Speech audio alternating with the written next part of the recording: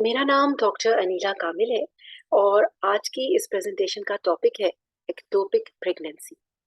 ये एक ऐसी प्रेगनेंसी होती है जो यूट्रस के अंदर नहीं होती और इसकी खतरनाक बात ये है कि अगर आपको मालूम नहीं है कि आपको एक्टोपिक प्रेगनेंसी है तो हादसाती तौर पर आपको अचानक शदीद पेट में दर्द होती है। आप बेहोश भी हो सकती हैं और इसकी वजह ये होती है कि आपके पेट के अंदर ब्लीडिंग हो रही होती है। ऐसी सूरत में मरीज को इमरजेंसी के में हॉस्पिटल में ले जाना पड़ता है और अगर मरीज का घर हॉस्पिटल से दूर हो तो रास्ते में मरीज की खुदा न खास्ता डेथ भी हो सकती है। मेरा मकसद आपको डराना नहीं है, लेकिन एक्टोपिक प्रेगनेंसी की वजूहात और जब एक्टोपिक प्रेगनेंसी किसी को होती है तो उसके जिस्म में क्या हो रहा होता है, मैं आपको डायग्राम्स की मदद से ये समझाना चाहती हूँ। So let's go to our first diagram of the day. जैसा कि आप इस डायग्राम में देख सकते हैं कि दोनों तरफ डिफरेंट किस्म की पिक्चर्स हैं। लेफ्ट साइड पे जो पिक्चर है जो विकिपीडिया से ली गई है, ये दिखा रही है कि आपकी ओवरी में से एग कैसे रिलीज हो रहा है, फिर इसकी स्पर्म से मुलाकात हो रही है और फिर ये एग एक बहुत अर्ली किस्म के बेबी या एम्ब्रियो की सूरत में आपकी ट्यूब से होता हुआ 3 से 5 दिन के अंदर अंदर आपकी यूट्रस में पहुंच रहा है। और अगर ये सारा प्रोसेस स्मूथली हो, बिल्कुल कुदरती तौर पे ठीक हो, तो फिर 8वें या 9वें दिन ये जो अर्ली बेबी होता है ये आपकी यूट्रस की वॉल में अपनी जगह बनाना शुरू कर देता है। और अगर हम इसको इस डायग्राम से रिलेट करें तो इसका मतलब है कि जब ये आपका बेबी आपकी यूट्रस में पहुंच गया जो कि यहाँ है, तो इसके यूट्रस में जुड़ने की असल जगह होनी चाहिए वो या तो इस दीवार पे होनी चाहिए यहाँ से लेकर यहाँ तक, या इस दीवार पे होनी चाहिए, या आमतौर पर सबसे कॉमन ये होता है कि जो इसका टॉप होता है इस पे जाके आपकी जो अर्ली प्रेगनेंसी है वो चिपक जाती है और फिर ग्रो करना शुरू कर देती है। लेकिन एक्टोपिक प्रेगनेंसी में क्या होता है कि ये जो अर्ली एम्ब्रियो है, जब ये यहाँ पर इसके स्पर्म से मुलाकात होती है और ये चलना शुरू करता है, तो ये कहीं ना कहीं ट्यूब के अंदर ही अटक जाता है। अ, ये 3 से 5 दिन में यूट्रस तक नहीं पहुंच पाता, ट्यूब के अंदर अटक जाता है और यहीं पे ये ग्रो करना शुरू कर देती है। और क्योंकि ये ट्यूब बहुत थिन होती है तो ये इसकी लाइफ को सपोर्ट नहीं कर सकती, और जैसे जैसे ये प्रेगनेंसी बढ़ने लगती है तो इस ट्यूब के फटने का चांस भी बढ़ना शुरू हो जाता है, जिसकी वजह से फिर ब्लीडिंग होती है। और यहाँ पर जैसे कि आप देख सकते हैं जहाँ ट्यूब यूट्रस में ओपन हो रही है, कभी ये यहाँ पर भी अटक जाती है। दोनों साइड्स पे ये दिखाया है क्योंकि ट्यूब के किसी भी हिस्से में ये रुक सकती है। और यहाँ पर आप देखें कि ओवरी के अंदर प्रेगनेंसी पड़ी हुई है। ऐसा भी होता है कि ये बजाय इसके कि अपने रूटीन के सीधे रास्ते पर आगे चले, कई दफा ऐसा होता है कि ये उल्टे डायरेक्शन में चल पड़ती है। अगर ये उल्टी डायरेक्शन में चल पड़ी तो ये ओवरी में जाके भी टिक सकती है और इसके अलावा ओवरी से भी नीचे गिर सकती है। नीचे गिर के निचले पेट में जो यूट्रस के इर्द गिर्द की जगह होती है उसमें भी अपनी जगह बना लेती है, और वहां पर जो ब्लड वेसल्स होती हैं बहुत ज्यादा, यहाँ पर शरेयानें होती है और उनसे ये अटैच हो जाती है और फिर जब फटती है तो इसके साथ वो शरेयानें भी फट सकती हैं। इसके अलावा ऐसा भी हो सकता है कि ये यूट्रस में पहुंच जाए और ज्यादा नीचे चली जाए, और ज्यादा नीचे जाकर जो सर्विक्स है, यूट्रस का जो बिल्कुल नीचे वाला हिस्सा है जिसमें आमतौर पर ये नहीं होती, वहां पर ये अटैच हो जाए। अगर वहां पे भी अटैच हो गई तो भी यही होगा कि इसको अपने ग्रो करने के लिए प्रॉपर जगह नहीं मिलेगी और फिर इसने इसका जो अंजाम होगा वो यही होगा कि इसने फटना होगा। और एक जो अब जब जैसे जैसे सिजेरियन सेक्शन का रेट बढ़ गया है, तो एक ये भी चीज देखने में आ रही है पिछले 10-12 सालों में कि जो सिजेरियन सेक्शन का स्कार होता है खवातीन का, ये जाकर यहाँ पर वो जो कट लगता है आपकी यूट्रस में, अंदर की साइड पे उसका स्कार भी होता है, तो ये उस स्कार के ऊपर जाके लग जाती है। तब भी ये होता है कि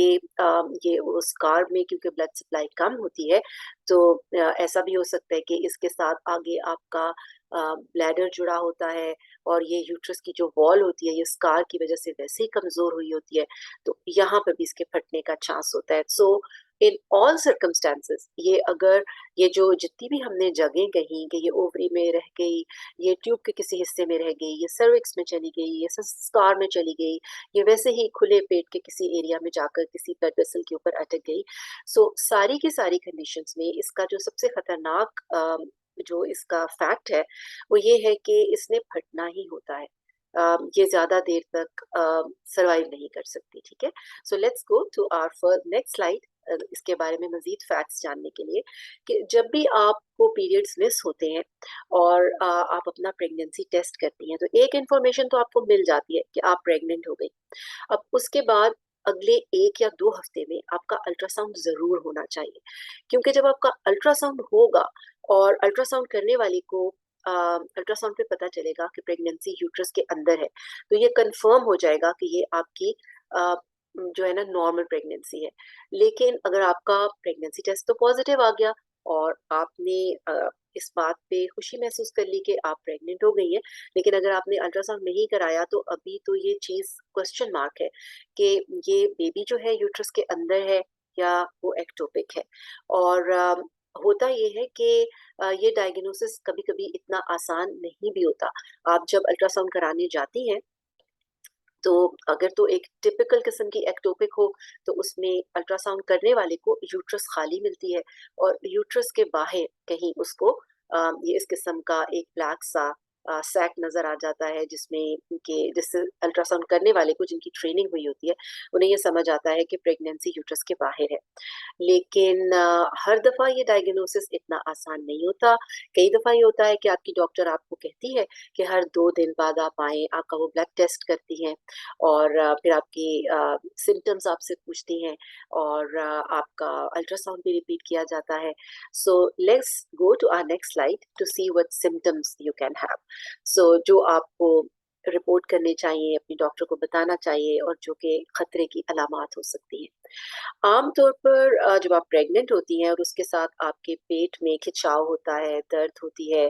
आपकी बैक में भी पेन होती है, आपकी वेजाइना में से कोई छोटे-छोटे क्लॉट्स निकल कर आ रहे होते हैं या ब्राउनिश डिस्चार्ज आ रहा होता है या आप चक्कर खा के गिर जाती हैं या ज़्यादा एक्सट्रीम केसेस में बेहोश हो जाती हैं। तो ये बड़े रेड फ्लैग्स होते हैं कि इसका ये सारे रेड फ्लैग्स पॉइंट कर रहे होते हैं कि हो सकता है कि प्रेगनेंसी अपनी नॉर्मल जगह पे नहीं है। लेकिन कई दफ़ा ऐसा होता है कि मरीज़ों को कोई भी सिम्पटम्स नहीं होते और वो बिल्कुल ठीक होती हैं। जब तक कि उनका अल्ट्रासाउंड नहीं हुआ होता, कोई पता नहीं चलता कि प्रेगनेंसी कहाँ पे है और कई दफ़ा अर्ली अल्ट्रासाउंड होता है, उसमें भी पता नहीं चलता कि प्रेगनेंसी कहाँ पर है। यूट्रस भी खाली होती है, यूट्रस के इर्द-गिर्द भी कुछ नज़र नहीं आ रहा होता। एक डिफ़िकल्ट डायग्नोसिस होता है। सो ऐसी खवातीन जिनको इर्रेगुलर पीरियड्स हो रहे होते हैं, उनके लिए ये ज़रूरी है कि वो ये पता चलाने की कोशिश करें कि ये इर्रेगुलर पीरियड्स क्यों हैं।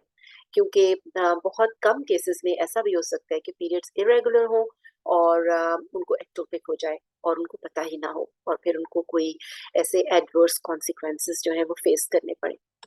सो moving forward to our next slide कि अगर आपको एक्टोपिक का डायग्नोसिस मिल जाता है तो फिर आपका ट्रीटमेंट क्या हो सकता है। सो ये डिपेंड करता है कि आपकी सिम्टम्स की सिवेरिटी क्या है, आपकी ओवरऑल कंडीशन कैसी है, आपकी जो एक्टोपिक है वो है कहाँ पर। जैसे कि हमने पहली स्लाइड में ये बात की थी कि ये ट्यूब में भी हो सकती है, ओवरी में भी हो सकती है। सो इन बातों पे डिपेंड करता है और वैसे 99% ऑफ द टाइम जो एक्टोपिक प्रेगनेंसी होती है वो आपकी ट्यूब में होती है। और फिर हमें ये भी देखना होता है कि आपकी जो एक्टोपिक प्रेगनेंसी है उसके अंदर हार्ट बीट या पल्स है या नहीं। और फिर आपका जो ऐसा पेशेंट होता है जिसमें हम एक्टोपिक सस्पेक्ट कर रहे होते हैं, उसका जो ब्लड टेस्ट किया जाता है जिसमें उसके जो यूरे प्रेगनेंसी हार्मोन होता है, उसका लेवल चेक किया जाता है। तो हमें ये देखना होता है कि उस प्रेगनेंसी लेवल का हार्मोन का लेवल कितना है। इसके अलावा जो है ना आपकी, अगर 99% ऑफ द टाइम हमने कहा कि प्रेगनेंसी ट्यूब में पड़ी हुई है, तो उसमें 2 तरीकों से उसका इलाज किया जा सकता है कि या तो उस ट्यूब का वो हिस्सा निकाल दिया जाए, ट्यूब रिमूव कर दी जाए जिसमें वो एक्टोपिक पड़ी हुई थी, या फिर उस ट्यूब के अंदर एक पतला-सा इस तरह से कट लगा के उस ट्यूब को बचा लिया जाए और उस ट्यूब के अंदर से सिर्फ़ एक्टोपिक को निकाल लिया जाए। और इसके अलावा आपने लैप्रोस्कोपी का नाम सुना होगा। लैप्रोस्कोपी एक प्रोसीजर है जिसमें कि कैमरे के ज़रिए बड़ा कट लगाए बगैर 2-3 छोटे-छोटे कट लगा के आपके अंदर से इसको ट्यूब को निकाला जा सकता है, या ये प्रोसीजर किया जा सकता है जिसमें कट लगा के ट्यूब को निकाला जाए। या फिर कुछ ऐसे पेशेंट्स होते हैं जिनमें लैप्रोस्कोपी एक अच्छा तरीका नहीं समझा जाता ट्रीटमेंट करने का, तो फिर उनका पेट में कट लगा के बिल्कुल सिज़ेरियन की तरह फिर उनकी एक्टोपिक को उनके अंदर से निकाला जाता है। और कुछ केसेज़ ऐसे होते हैं जिसमें कि आपके जो प्रेगनेंसी हार्मोन बहुत लो होता है, या आपका जो एक्टोपिक प्रेगनेंसी होती है उसमें हार्ट बीट नहीं होती और औरत की जनरल कंडीशन भी अच्छी होती है, तो उस वक़्त आपकी डॉक्टर आपकी सारी मेडिकल रिपोर्ट को देख के ये फैसला भी कर सकती हैं कि आपको कोई टीके लगाए जाएँ और आपको ऑपरेशन करने की ज़रूरत ना पड़े और सिर्फ़ टीकों से ही ये मसला हल हो जाए, या फिर आपको हफ़्ते बाद या 4-5 दिन बाद दोबारा बुला के आपका हार्मोन लेवल चेक किया जाए और आपका अल्ट्रासाउंड किया जाए, और फिर उसके बाद हर 1 हफ़्ते बाद आपका जो ब्लड टेस्ट है वो रिपीट किया जाए और अल्ट्रासाउंड भी रिपीट किया जाए, और आपको ये बताया जाए कि आहिस्ता-आहिस्ता ये खुद ही ख़त्म हो रही है। लेकिन इसका फ़ैसला जब आपके पूरे मेडिकल इन्वेस्टिगेशन कंप्लीट हो जाती है और उसको देखकर वही डॉक्टर कर सकता है जो उस वक़्त आपके साथ डील कर रहा होता है। अब अगली बात ये आ गई कि वो कौन-से लोग होते हैं जिनको एक्टोपिक होने के चांसेस ज़्यादा होते हैं। वैसे तो ओवरऑल जो 100 प्रेग्नेंसीज़ होती हैं, अगर कोई 100 औरतें प्रेग्नेंट होंगी, तो उनमें से 1 या 2 औरतों को एक्टोपिक हो सकती है बगैर किसी स्पेशल रीज़न के, जिसका हमें नहीं पता, उनके अंदर कोई रिस्क फैक्टर भी नहीं होगा, लेकिन फिर भी एक्टोपिक हो सकती है। लेकिन कुछ ऐसे फैक्टर्स हैं जिसकी वजह से एक्टोपिक प्रेगनेंसी होने के चांसेस बढ़ सकते हैं, जिसमें एक तो इन्फेक्शन होती है, और जिन लोगों को इन्फेक्शन रहती है, ज़्यादा डिस्चार्ज रहता है, पेट में दर्द रहती है, वो अपना अल्ट्रासाउंड करा के और जो उनकी वेजाइनल डिस्चार्ज होता है उसका स्वैब टेस्ट करा के ये पता चला सकते हैं कि उनको किस हद तक इन्फेक्शन है, फिर उसका इलाज कर सकते हैं। क्योंकि इन्फेक्शन की वजह से होता ये है कि जो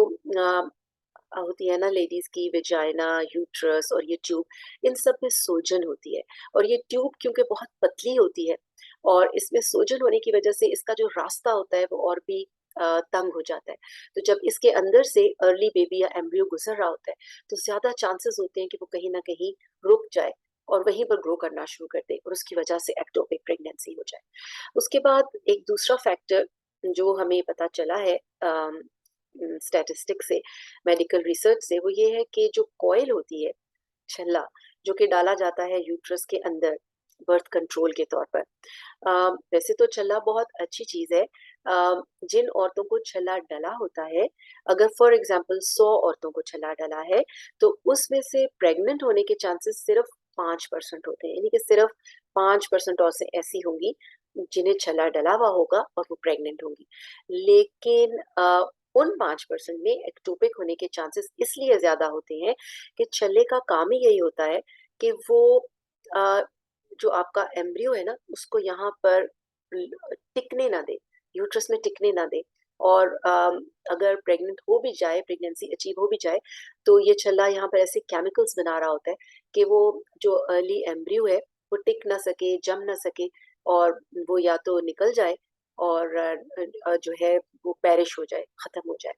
तो जब अगर ये छल्ला उसको रोक ना सका और वो प्रेगनेंसी हो गई, तो फिर चांसेस ज़्यादा हैं कि वो एक्टोपिक इसलिए हो जाए क्योंकि वो अपनी नॉर्मल जगह पे उसको टिकने से छल्ला रोक रहा है।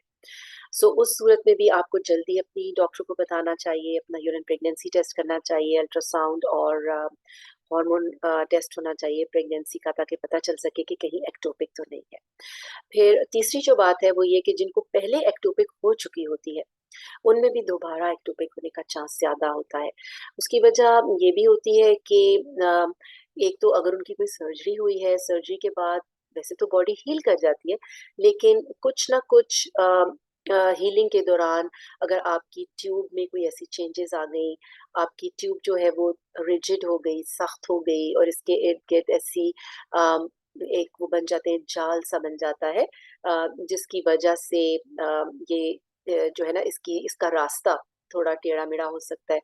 तो उसमें भी एक्टोपिक बनने का चांस ज़्यादा हो जाता है। और फिर जो औरतें सिगरेट स्मोकिंग करती हैं, उनमें भी देखा गया है कि एक्टोपिक ज़्यादा होती है। उसकी तो वजह ये बताई जाती है कि ये जो ट्यूब है, इसमें एक वेव भी चल रही होती है। ये एक वेव ऐसे चल रही होती है जो कि इस एम्ब्रियो को मदद करती है फॉरवर्ड डायरेक्शन में सीधा जाने में। और जो लोग स्मोकिंग करते हैं उनकी जो ट्यूब है उसमें वो एबिलिटी जो है ना इनको आगे चलाने की, बेबी को आगे चलाने की वो कम हो जाती है। सो ये तो हमारा एक मुख्तसर सी मैंने प्रेजेंटेशन करके आपको फैक्ट्स आपसे शेयर करने की कोशिश की। अब मकसद जो था वो आपको डराना नहीं था, लेकिन मकसद यही था कि इस बात को समझने की ज़रूरत है कि जब प्रेगनेंसी टेस्ट हो गया, प्रेगनेंसी तो कंफर्म हो गई, लेकिन अल्ट्रासाउंड करके ये जानना ज़रूरी है कि प्रेगनेंसी यूट्रस में है या नहीं। ख़ास तौर पर उन कपल्स के लिए जो प्रेगनेंसी एक्सपेक्ट नहीं कर रहे होते और जब उनका यूरिन प्रेगनेंसी टेस्ट पॉजिटिव आता है, वो घबरा जाते हैं और वो ये सोचते हैं कि जल्द अज़ जल्द हम इस प्रेगनेंसी के लिए कुछ स्टेप्स लें कि ये ज़्यादा ग्रो ना कर जाए। सो उस वक़्त उनको ब्लाइंड स्टेप्स नहीं लेने चाहिए। पहले उन्हें ये देखना चाहिए कि प्रेगनेंसी यूट्रस में है या नहीं, क्योंकि अगर प्रेगनेंसी यूट्रस में ही ना हुई और एक्टोपिक हुई, तो उसका ट्रीटमेंट बिल्कुल मुख्तलिफ होगा और उसके साथ जो रिस्क्स एसोसिएटेड होंगे, वो भी बिल्कुल मुख्तलिफ होंगे। सो आई होप कि इस प्रेजेंटेशन से आपको एक्टोपिक के बारे में कुछ मज़ीद अंडरस्टैंडिंग हुई। सो अल्लाह हाफ़िज़ एंड टेक केयर।